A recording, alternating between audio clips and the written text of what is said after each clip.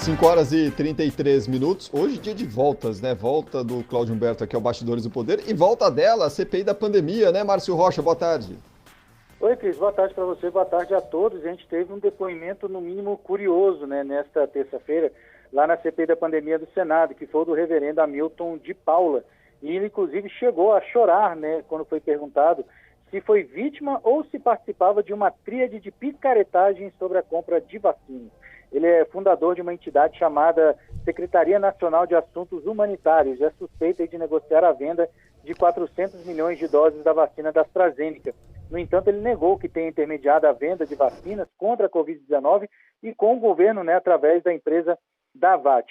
O nome do reverendo foi apresentado à CPI pelo policial militar Luiz Paulo Dominguete, que dizia ser vendedor da empresa e que afirmou que chegou ao Ministério da Saúde graças às ações do reverendo, o que acabou sendo negado aí pelo religioso. E ele sempre começou o depoimento falando, né, de si na terceira pessoa, se dizendo embaixador mundial da paz, disse que se sente usado nessa situação toda e se emocionou. Atitudes desses jaez deslegitimam veladamente as instituições do país e ferem não apenas biografias individuais, mas corroem sorrateiramente os valores democráticos consolidados ao longo de anos pelo suor e pelo sangue dos brasileiros que viveram em prol da construção da democracia do nosso país.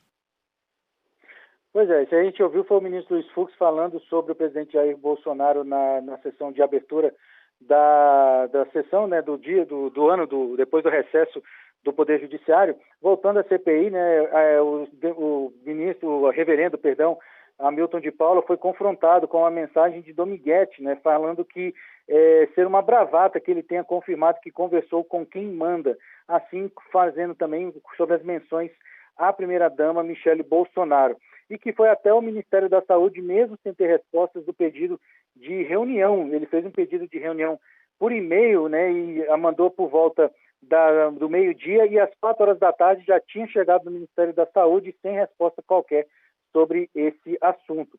E também, quando foi questionado sobre essa situação, né, sobre essa situação, o senador Randolfo Rodrigues, que é o vice-presidente da comissão, ficou surpreso, né, com a rapidez que o religioso foi recebido lá no Ministério da Saúde. Ainda nesse depoimento, o reverendo Hamilton Gomes de Paula negou ter ligações com parlamentares e com o presidente Jair Bolsonaro, mas quando foi confrontado com fotos dele com alguns políticos, né, como foi mostrado uma foto dele com a ministra dos Direitos Humanos, Damares Alves, ele voltou atrás na declaração. Lembrando também que a CPI da pandemia no Senado aprovou um pedido de afastamento da secretária de Gestão do Trabalho e da Educação do Ministério da Saúde, Mayra Pinheiro, ela que é conhecida como a Capitã Cloroquina. Outro requerimento aprovado foi a reconvocação do ex-secretário executivo do Ministério da Saúde, Elcio Franco, que atualmente trabalha como assessor na Casa Civil do Governo Federal. Também foram quebrados os sigilos do líder do governo na Câmara, Ricardo Barros, e do deputado Luiz Miranda, né, que contou ao presidente Jair Bolsonaro, que afirma ter contado, né, ao presidente Jair Bolsonaro, sobre as supostas irregularidades na compra da vacina Covaxin. Ao todo, só no dia de hoje, foram aprovados 129 requerimentos, e aí estão incluídos pedidos de informações, convocações e de quebras de sigilo. Muito bom, Márcio Rocha ao vivo conosco, fazendo uma geral aí da CPI da pandemia hoje em Brasília. Valeu, Márcio. Cláudio, você voltou, a CPI voltou, né? Mas ainda naquele ritmo devagar, enfim. Nada muito novo. Eu espero que o meu ritmo esteja um pouco melhor.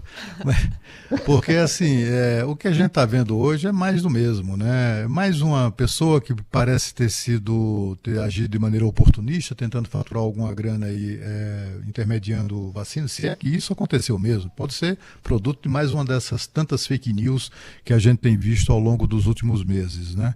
Mas aí o dia inteiro, né? O dia inteiro de depoimento, de fala e não fala, não sei o quê, o cara chora, ou não sei o quê, o outro, né? E assim, qual é a manchete mesmo? Não tem, né? Não tem um lead. Qual é o lead do depoimento de hoje? É igual de tantos vigaristas que já apareceram na CPI. É o cabo da PM que é convocado, passa lá o dia inteiro, é não sei o quê. Não por acaso a cúpula da CPI tem falado em encerrar logo essa parte, essa fase de investigação sobre compra de vacinas, etc., partir para outra, porque isso não está, né, não tá conduzindo a nada efetivamente relevante para a apuração ou para o objeto a que se dispõe a Comissão Parlamentar de Inquérito, né? Há questões também que estão aí pululando, né, em torno, envolvendo inclusive integrantes da CPI, o caso do senador Renan Calheiros, né, que é enfim, numa clara tentativa de intimidação da imprensa, apresentou um projeto ou uma proposta de quebra de sigilo de uma emissora de rádio de São Paulo, mas era uma coisa claramente para uma desforra, né, uma vendetta em razão do noticiário frequentemente, durante anos, né, desfavorável ao senador. Então esse aí eu conheço. Ele sabe como ninguém exerceu o poder de maneira implacável, né? Ele percebeu o poder que tem, né, como relator, com a exposição que tem. A CPI, as emissoras todas transmitindo uma sessão de CPI absolutamente inútil, né? Não tem nada de fato relevante que se possa destacar, ou que tenha acrescentado nada, enfim, extraordinário, ou que se espera de um espetáculo dessa natureza que começa às 9 da manhã e agora se aproxima das 18 horas e está lá, a mesma charopada, né? Então, assim, ontem a revista Veja divulgou um relatório de uma delegada da Polícia Federal, encaminhada ao ministro Edson Fachin, que é relator do caso no Supremo Tribunal Federal, falando sobre uma investigação contra o senador Renan Calheiros, de recebimento que a Polícia Federal investigava como dinheiro para doação ilegal de campanha eleitoral. A Polícia Federal, no curso das investigações, concluiu que a suspeita não é de doação eleitoral, é propina mesmo, é dinheiro no bolso ou na mala, sei lá o quê. E por isso pediu mais tempo ao ministro Edson Fachin para concluir as investigações. Enfim, a gente tem uma CPI cujos investigadores estão também sendo investigados. É uma dessas coisas que só acontecem no Brasil mesmo. Tá ficando cada vez mais chato, né, Cris?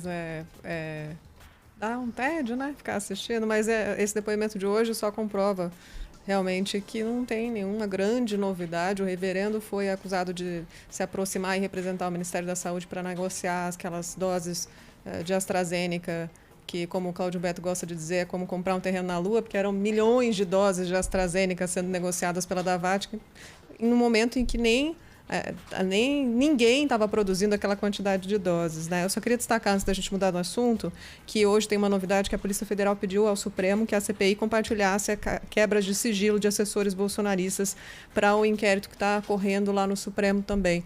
Então, eles ao menos vão trocando informações para tentar compor alguma coisa e encontrar algum tipo de irregularidade. Que, lógico, as investigações têm que correr em todos os poderes, né? Para a gente também não ser uma perda de tempo total e completa, inclusive essa investigação da CPI, Cris.